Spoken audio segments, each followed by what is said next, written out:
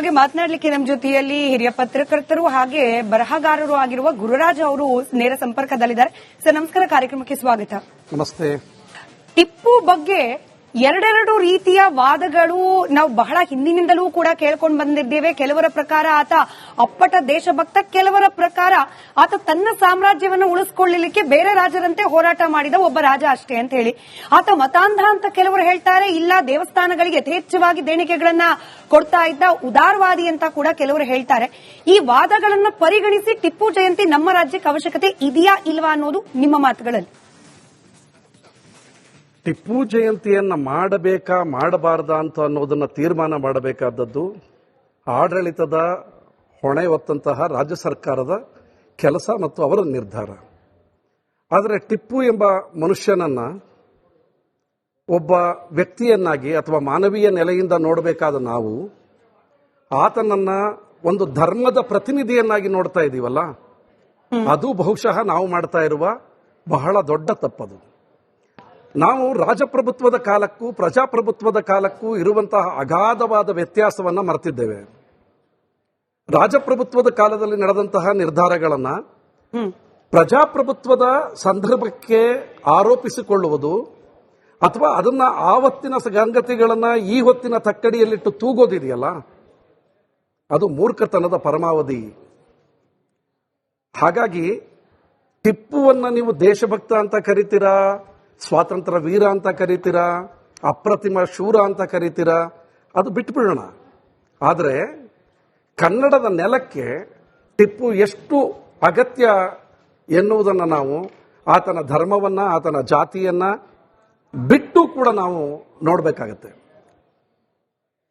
ಬಹುಶಃ ನಮ್ಮ ಕನ್ನಡದ ಮೊಟ್ಟ ಮೊದಲ ಉಪಲಬ್ಧ ಕೃತಿ ಕವಿರಾಜ ಮಾರ್ಗ, 9ನೇ ಶತಮಾನದ ಕವಿರಾಜ ಮಾರ್ಗದಲ್ಲಿ ಕವಿರಾಜ ಮಾರ್ಗಕಾರ ಒಂದು ಮಾತನ್ನ ಹೇಳ್ತಾನೆ. ಕಾವೇರಿ ಇಂದಮ ಗೋದಾವರಿ ವರೆ ಮಿರ್ದ ನಾಡದ ಕನ್ನಡದೊಳ್ ಎನ್ನುವ ಶಬ್ದವನ್ನ ಕವಿರಾಜ ಮಾರ್ಗಕಾರ ಅವತ್ತು ಪ್ರಯೋಗ ಮಾಡ್ತಾನೆ. ಕವಿರಾಜ ಮಾರ್ಗನ ಕಾಲದ ನಂತರದ 9ನೇ ಶತಮಾನದಿಂದ 15ನೇ ಶತಮಾನದವರೆಗೆ, ಟಿಪ್ಪು ಹುಟ್ಟುವವರೆಗೆ 1750ರವರೆಗೆ ಕನ್ನಡ ನಾಡು, ಕಾವೇರಿಯಿಂದ ಗೋದಾವರಿವರೆಗೆ ಇದ್ದಂತಹ ಕನ್ನಡ ನಾಡು ಬಹಳ ಹರಿದು ಹಂಚಿ ಹೋಗಿತ್ತು. ಆದರೆ ಹೈದರ್ ಮತ್ತು ಟಿಪ್ಪುವಿನ ಕಾಲದಲ್ಲಿ ಮತ್ತೆ ಇಡೀ ಕನ್ನಡದ ನೆಲವನ್ನ, ಕನ್ನಡದ ಭೂಪ್ರದೇಶವನ್ನ ಕಾವೇರಿಯಿಂದ ಗೋದಾವರಿಯವರೆಗೆ ಏಕಚಕ್ರಾಧಿಪತ್ಯದ ಒಳಗೆ ತಂದ ಶ್ರೇಯ ಸಲ್ಲಬೇಕಾದದ್ದು ಅಪ್ಪ ಹೈದರ್ನಿಗೆ ಮತ್ತು ಮಗ ಟಿಪ್ಪುವಿಗೆ ಎನ್ನುವ ಮಾತನ್ನ ಕನ್ನಡ ಪತ್ರಿಕೋದ್ಯಮದ ಪ್ರಾತಸ್ಮರಣೀಯರಲ್ಲಿ ಒಬ್ಬರಾಗಿದ್ದಂತಹ ತಿರುಮಲೆ ತಾತಾಚಾರ್ಯ ಶರ್ಮರು ಬರೆದಿದ್ದಾರೆ. ಇದನ್ನು ಯಾರನ್ನೂ ಓಲೈಸಲಿಕ್ಕೋ ಅಥವಾ ಯಾರನ್ನೋ ಕೀಳ್ಗರೆಯಲಿಕ್ಕೂ ಕೂಡ ಹೇಳಿದ ಶಬ್ದಗಳಲ್ಲ ಇವು. ಒಂದು ಆ ಕಡೆ ಆದರೆ ಕನ್ನಡ ನಾಡು ಯಾಕೆ ಟಿಪ್ಪುವಿಗೆ ಕೃತಜ್ಞ ಆಗಿರಬೇಕು ಅನ್ನುವ ವಿಚಾರಕ್ಕೆ ಬಂದರೆ, ಒಂದು ಕಾವೇರಿಯಿಂದ ಗೋದಾವರಿವರೆಗೆ ಕನ್ನಡ ನಾಡಿನ ಹರಹನ್ನ ವಿಸ್ತರಿಸಿದವನು. ಎರಡನೆಯದು 1799ರಲ್ಲಿ ಟಿಪ್ಪುವಿನ ಹತ್ಯೆ ನಡೆದ ನಂತರ ಕಾವೇರಿಯಿಂದ ಗೋದಾವರಿಯವರೆಗೆ ಅಖಂಡ ಕರ್ನಾಟಕವಾಗಿದ್ದಂತಹ ಭೂಪ್ರದೇಶವನ್ನ 8 ಭಾಗಗಳನ್ನಾಗಿ ತುಂಡರಿಸಿದ್ದು ಬ್ರಿಟಿಷರು. ಆವತ್ತು ನಮಗೆ ಸೃಷ್ಟಿಯಾದದ್ದು ಮದ್ರಾಸ್ ಪ್ರೆಸಿಡೆನ್ಸಿ, ಹೈದರಾಬಾದ್ ಕರ್ನಾಟಕ, ಮುಂಬೈ ಕರ್ನಾಟಕ, ಹೀಗೆ ಬೇರೆ ಬೇರೆ ಪ್ರಾಂತ್ಯಗಳದು. ಮೈಸೂರಿನ ಆಳರಸರಿಗೆ ಅವತ್ತು ಬ್ರಿಟಿಷರು ಕೊಟ್ಟದ್ದು ಕೇವಲ ಬರಡಾಗಿದ್ದಂತಹ 8 ಜಿಲ್ಲೆಗಳನ್ನ. ಅವತ್ತು ಒಡೆದ ಕರ್ನಾಟಕವನ್ನ ಮತ್ತೆ ಕೂಡಿಸ್ಲಿಕ್ಕೆ ನಾವು 1956ರ ನವೆಂಬರ್ 1ರವರೆಗೆ ಕಾಯಬೇಕಾಯಿತು. ಕರ್ನಾಟಕ ಏಕೀಕರಣ ಆಗುವವರೆಗೆ ಟಿಪ್ಪುವಿನ ಹತ್ಯೆಯ ನಂತರ ಒಡೆದು ಚೂರಾಗಿದ್ದಂತಹ ಕನ್ನಡ ನಾಡನ್ನು ಒಂದು ಮಾಡೋದಕ್ಕೆ 1799ರಿಂದ 1956ರವರೆಗೆ ಕಾಯಬೇಕಾಯಿತು. ಇದು ಒಂದು ಭಾಗ. ಆದರೆ 1956ರಲ್ಲಿ ಕರ್ನಾಟಕ ಏಕೀಕರಣವಾಗಿ ಎಲ್ಲವೂ ಕೂಡ ಮೈಸೂರು ರಾಜ್ಯದ ಅಡಿಯಲ್ಲಿ ಸೇರ್ಪಡೆಯಾದರೂ ಕೂಡ 1973 ನವೆಂಬರ್ 1ರವರೆಗೆ ನಾವು ನನ್ನ ಕನ್ನಡದ ನಾಡನ್ನ, ಕನ್ನಡದ ನೆಲವನ್ನ ಕರ್ನಾಟಕ ಅಂತ ಕರೀಲಿಕ್ಕಾಗಿರಲಿಲ್ಲ. ಅಧಿಕೃತವಾಗಿ ನಾವು ನಮ್ಮ ನಾಡನ್ನ ಕರ್ನಾಟಕ ಅಂತ ಕರೆದದ್ದು ನವೆಂಬರ್ 1, 1973.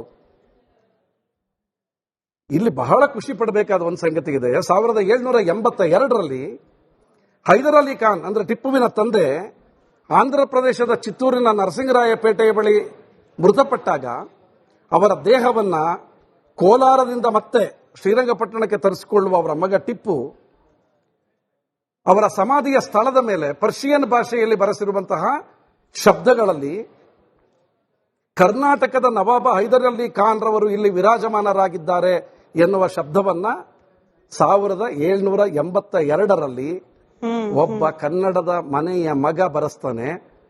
ಆ ಕರ್ನಾಟಕ ಎನ್ನುವ ಶಬ್ದವನ್ನ 1973ರಲ್ಲಿ ರಾಜಪ್ರಭುತ್ವ ಅಳಿದು ಬಹಳ ವರ್ಷಗಳು ಕಳೆದ ನಂತರ ಪ್ರಜಾಪ್ರಭುತ್ವದ ಆಳರಸರು ಮತ್ತೆ ಕರ್ನಾಟಕ ಎನ್ನುವ ಶಬ್ದವನ್ನ ಅಧಿಕೃತವಾಗಿ ಘೋಷಿಸ್ತಾರೆ. ಹಾಗಾದ್ರೆ ಕನ್ನಡದ ಮತ್ತು ಕರ್ನಾಟಕದ ಅಗ್ರಮರ್ಯಾದೆಯನ್ನ ಟಿಪ್ಪು ಎಂಬ ಒಬ್ಬ ರಾಜನಿಗೆ ಕೊಡಬೇಕಾ ಕೊಡಬಾರ್ದ ಬಗ್ಗೆ ಮಾತನಾಡಲಿಕ್ಕೆ ನಮ್ಮ ಜೊತೆಯಲ್ಲಿ ಹಿರಿಯ ಪತ್ರಕರ್ತರು ಹಾಗೆ ಬರಹಗಾರರು ಆಗಿರುವ ಗುರುರಾಜ್ ಅವರು ನೇರ ಸಂಪರ್ಕದಲ್ಲಿದ್ದಾರೆ. ಸರ್ ನಮಸ್ಕಾರ, ಕಾರ್ಯಕ್ರಮಕ್ಕೆ ಸ್ವಾಗತ. ನಮಸ್ತೆ. ಟಿಪ್ಪು ಬಗ್ಗೆ ಎರಡೆರಡು ರೀತಿಯ ವಾದಗಳು ನಾವು ಬಹಳ ಹಿಂದಿನಿಂದಲೂ ಕೂಡ ಕೇಳ್ಕೊಂಡು ಬಂದಿದ್ದೇವೆ. ಕೆಲವರ ಪ್ರಕಾರ ಆತ ಅಪ್ಪಟ ದೇಶಭಕ್ತ, ಕೆಲವರ ಪ್ರಕಾರ ಆತ ತನ್ನ ಸಾಮ್ರಾಜ್ಯವನ್ನು ಉಳಿಸಿಕೊಳ್ಳಲಿಕ್ಕೆ ಬೇರೆ ರಾಜರಂತೆ ಹೋರಾಟ ಮಾಡಿದ ಒಬ್ಬ ರಾಜ ಅಷ್ಟೇ ಅಂತ ಹೇಳಿ. ಆತ ಮತಾಂಧ ಅಂತ ಕೆಲವರು ಹೇಳ್ತಾರೆ. ಇಲ್ಲ, ದೇವಸ್ಥಾನಗಳಿಗೆ ಯಥೇಚ್ಛವಾಗಿ ದೇಣಿಗೆಗಳನ್ನ ಕೊಡ್ತಾ ಇದ್ದ ಉದಾರವಾದಿ ಅಂತ ಕೂಡ ಕೆಲವರು ಹೇಳ್ತಾರೆ. ಈ ವಾದಗಳನ್ನ ಪರಿಗಣಿಸಿ ಟಿಪ್ಪು ಜಯಂತಿ ನಮ್ಮ ರಾಜ್ಯಕ್ಕೆ ಅವಶ್ಯಕತೆ ಇದೆಯಾ ಇಲ್ವಾ ಅನ್ನೋದು ನಿಮ್ಮ ಮಾತುಗಳಲ್ಲಿ. ಟಿಪ್ಪು ಜಯಂತಿಯನ್ನ ಮಾಡಬೇಕಾ ಮಾಡಬಾರ್ದಾ ಅಂತ ಅನ್ನೋದನ್ನ ತೀರ್ಮಾನ ಮಾಡಬೇಕಾದದ್ದು ಆಡಳಿತದ ಹೊಣೆ ಹೊತ್ತಂತಹ ರಾಜ್ಯ ಸರ್ಕಾರದ ಕೆಲಸ ಮತ್ತು ಅವರ ನಿರ್ಧಾರ. ಆದರೆ ಟಿಪ್ಪು ಎಂಬ ಮನುಷ್ಯನನ್ನ ಒಬ್ಬ ವ್ಯಕ್ತಿಯನ್ನಾಗಿ ಅಥವಾ ಮಾನವೀಯ ನೆಲೆಯಿಂದ ನೋಡಬೇಕಾದ ನಾವು ಆತನನ್ನ ಒಂದು ಧರ್ಮದ ಪ್ರತಿನಿಧಿಯನ್ನಾಗಿ ನೋಡ್ತಾ ಇದ್ದೀವಲ್ಲ, ಅದು ಬಹುಶಃ ನಾವು ಮಾಡ್ತಾ ಇರುವ ಬಹಳ ದೊಡ್ಡ ತಪ್ಪದು. ನಾವು ರಾಜಪ್ರಭುತ್ವದ ಕಾಲಕ್ಕೂ ಪ್ರಜಾಪ್ರಭುತ್ವದ ಕಾಲಕ್ಕೂ ಇರುವಂತಹ ಅಗಾಧವಾದ ವ್ಯತ್ಯಾಸವನ್ನ ಮರೆತಿದ್ದೇವೆ.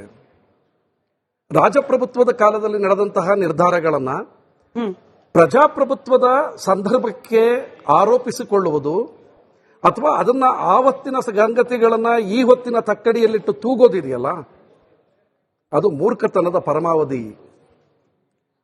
ಹಾಗಾಗಿ ಟಿಪ್ಪುವನ್ನ ನೀವು ದೇಶಭಕ್ತ ಅಂತ ಕರಿತೀರಾ, ಸ್ವಾತಂತ್ರ್ಯ ವೀರ ಅಂತ ಕರಿತೀರಾ, ಅಪ್ರತಿಮ ಶೂರ ಅಂತ ಕರಿತೀರಾ, ಅದು ಬಿಟ್ಬಿಡೋಣ. ಆದರೆ ಕನ್ನಡದ ನೆಲಕ್ಕೆ ಟಿಪ್ಪು ಎಷ್ಟು ಅಗತ್ಯ ಎನ್ನುವುದನ್ನು ನಾವು ಆತನ ಧರ್ಮವನ್ನ, ಆತನ ಜಾತಿಯನ್ನ ಬಿಟ್ಟು ಕೂಡ ನಾವು ನೋಡಬೇಕಾಗತ್ತೆ. ಬಹುಶಃ ನಮ್ಮ ಕನ್ನಡದ ಮೊಟ್ಟ ಮೊದಲ ಉಪಲಬ್ಧ ಕೃತಿ ಕವಿರಾಜ ಮಾರ್ಗ, 9ನೇ ಶತಮಾನದ ಕವಿರಾಜ ಮಾರ್ಗದಲ್ಲಿ ಕವಿರಾಜ ಮಾರ್ಗಕಾರ ಒಂದು ಮಾತನ್ನ ಹೇಳ್ತಾನೆ.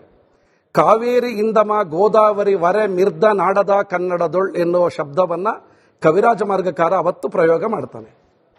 ಕವಿರಾಜ ಮಾರ್ಗನ ಕಾಲದ ನಂತರದ 9ನೇ ಶತಮಾನದಿಂದ 15ನೇ ಶತಮಾನದವರೆಗೆ, ಟಿಪ್ಪು ಹುಟ್ಟುವವರೆಗೆ 1750ರವರೆಗೆ ಕನ್ನಡ ನಾಡು, ಕಾವೇರಿಯಿಂದ ಗೋದಾವರಿವರೆಗೆ ಇದ್ದಂತಹ ಕನ್ನಡ ನಾಡು ಬಹಳ ಹರಿದು ಹಂಚಿ ಹೋಗಿತ್ತು. ಆದರೆ ಹೈದರ್ ಮತ್ತು ಟಿಪ್ಪುವಿನ ಕಾಲದಲ್ಲಿ ಮತ್ತೆ ಇಡೀ ಕನ್ನಡದ ನೆಲವನ್ನ, ಕನ್ನಡದ ಭೂಪ್ರದೇಶವನ್ನ ಕಾವೇರಿಯಿಂದ ಗೋದಾವರಿಯವರೆಗೆ ಏಕಚಕ್ರಾಧಿಪತ್ಯದ ಒಳಗೆ ತಂದ ಶ್ರೇಯ ಸಲ್ಲಬೇಕಾದದ್ದು ಅಪ್ಪ ಹೈದರ್ನಿಗೆ ಮತ್ತು ಮಗ ಟಿಪ್ಪುವಿಗೆ ಎನ್ನುವ ಮಾತನ್ನ ಕನ್ನಡ ಪತ್ರಿಕೋದ್ಯಮದ ಪ್ರಾತಸ್ಮರಣೀಯರಲ್ಲಿ ಒಬ್ಬರಾಗಿದ್ದಂತಹ ತಿರುಮಲೆ ತಾತಾಚಾರ್ಯ ಶರ್ಮರು ಬರೆದಿದ್ದಾರೆ. ಇದನ್ನು ಯಾರನ್ನೂ ಓಲೈಸಲಿಕ್ಕೋ ಅಥವಾ ಯಾರನ್ನೋ ಕೀಳ್ಗರೆಯಲಿಕ್ಕೂ ಕೂಡ ಹೇಳದ ಶಬ್ದಗಳಲ್ಲ ಇವು.